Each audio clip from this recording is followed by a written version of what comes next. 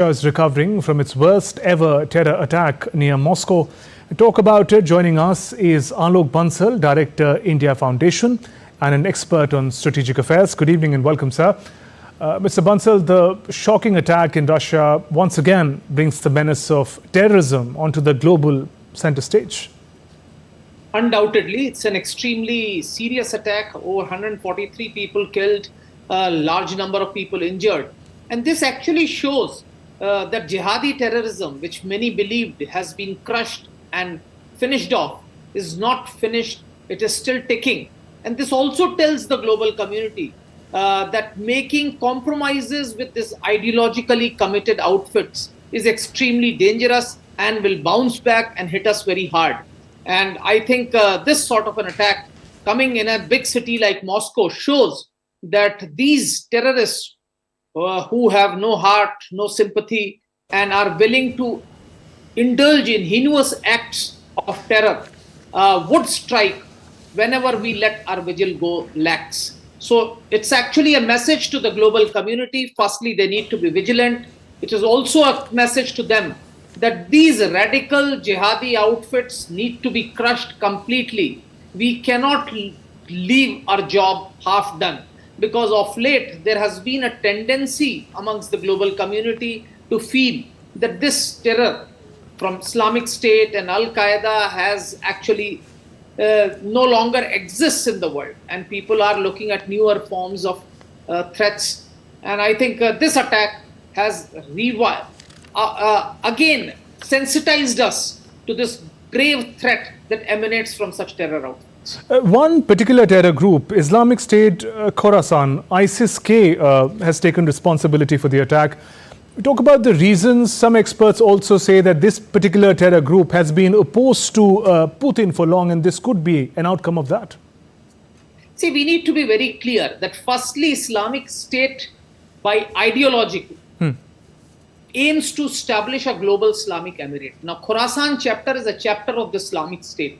Now, this particular chapter has been active in Uzbekistan, has been active in Afghanistan, and in Afghanistan for some time, Russians and the global community have probably made up with Taliban, which actually is aligned with Al-Qaeda, which is actually a rival group, but aims to achieve the same objectives, that is the establishment of a global Islamic emirate.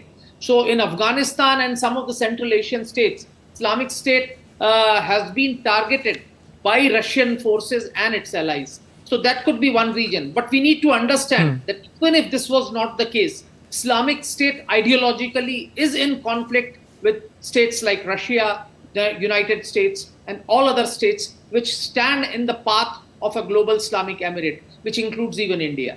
You mentioned that this group has mostly been operating inside and just outside of Afghanistan. Carrying out an attack in Moscow, does it also mark a sort of dramatic expanse of its operational capability? Well, Islamic State as a whole is a global entity. Islamic State Khorasan chapter is actually usually confined to what is considered Khorasan, which includes Eastern Iran, Afghanistan, Pakistan, part of Central Asia, and according to some reports, India, part of India or full India. But since they have been operating in Central Asia, and Central Asian citizens and Central Asian people have been traveling across the CIS, so they have an access, but this shows that their reach has expanded because till now, Khorasan chapter has primarily been operating and targeting actors within what is perceived to be Khorasan. But this Khorasan chapter, we need to understand, is only a chapter of the Islamic State. So as long as Islamic State exists, as long as the emirate, the caliphate exists, and as long as their objective remains, they are going to strike whenever they find an opportunity.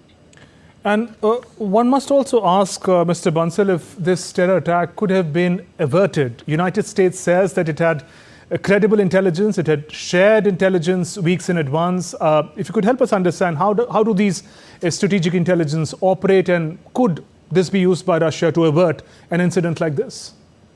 See, firstly, it indicates that United States has managed to infiltrate many of these terror outfits reasonably well, and that's how they would have got this input, because this input could only have come through human intelligence, because what is intended would not come through tech end or something. Now, when you get a human intelligence, it's usually not feasible to give a specific day and time if you have not got the input at the last minute. Probably they got an input that a concert is likely to be targeted. I think they communicated this to Russians. Considering the existing environment and strategic relationship between the two countries, Russians would have probably taken this information with a pinch of salt, and that's probably contributed to this sort of an attack. Because intelligence was, I think, to a very great extent, credible intelligence, and they may have beefed up security, may not have beefed up security. They may have felt that Americans who are supporting Ukraine in the Russia-Ukraine war are trying to dissuade them or probably divert their attention from something happening on the battlefield. So there are so many factors that could have taken place, but according to American inputs, they had given them a credible input that yes, there's going to be an attack on a concert. And this can only come if there was an infiltration into these terrorist outfits and Americans had a good level of human intelligence. Right. And sir, finally, we understand that no country can say that it's immune to terrorism. There's been 9/11 for America, 26/11 for India, and many big and small terror attacks. Why has the international community then, being equally vulnerable, not being able to come together on a single platform against this menace? And could this instance be an occasion to do that? Firstly, yes, this could be this incident could be an occasion to come together.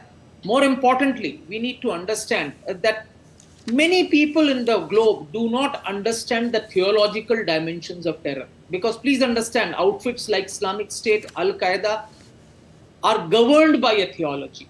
They have a global agenda. They have an agenda that is establishment of a global Islamic emirate. Now, that agenda is a long-term agenda. They may have certain short-term agenda.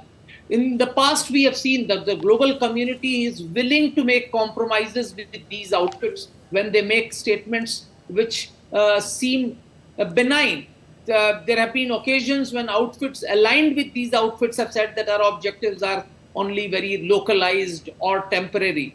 And I think the global community needs to understand that these outfits have a long-term agenda and which is going to pose a big threat to the global community. And I think the day we start realizing the true nature of these outfits, which many of us don't understand because most of the strategic analysts, most of the security analysts do not have a good understanding of this jihadi theology. And I think if they understand this, they would come together and they would evolve strategies to counter it. Because please understand, this sort of a terrorism cannot be countered by bombs and bullets. It has to be countered by targeting the brain. And for that, you need to evolve a credible de-radicalization strategy where you have to target the brains of the potential targets. You have to come out with a counter narrative. Then only can you succeed. Otherwise, we are doomed to failure.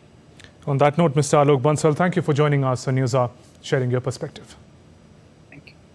Moving on, India's External Affairs Minister, Dr. S. Jaishankar, who is